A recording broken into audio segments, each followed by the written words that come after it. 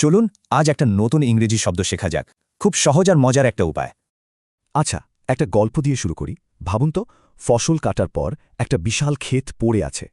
সেখানে একজন কৃষক খুব সাবধানে একটা একটা করে পড়ে থাকার শস্যদানা কুড়িয়ে নিচ্ছেন। এই যে যত্ন করে অল্প অল্প করে কিছু সংগ্রহ করা, ইংরেজিতে একেই বলে গ্লিন। বেশ, এবার ক্ষেতের গল্প থেকে ছাত্রছাত্রীদের খুব পরিচিত একটা পরিস্থিতিতে যাওয়া যাক। ধরুন একজন ছাত্রকে রিপোর্ট লিখতে হবে, কিন্তু তার খাতা একদম সাদা, কিচ্ছু লেখা নেই। এখন তার তো অনেক তথ্য লাগবে, কিন্তু সে পাবে কোথা থেকে? সে তখন বই, ওয়েবসাইট, নানা জায়গা থেকে একটু একটু করে তথ্য জোগাড় করা শুরু করে। মানে অনেক আর্টিকেল আর রিসার্চ পেপার ঘেটে সে বিষয়টার উপর জ্ঞান গ্লিন করেছে। শুধু ছাত্ররাই নয়, পেশাজীবীরাও কিন্তু এই শব্দটা ব্যবহার করেন। চলুন দেখি কিভাবে। যেমন ধরুন একজন সাংবাদিক অনেক সূত্র থেকে জরুরি তথ্য গ্লেন করে একটা রিপোর্ট লেখেন।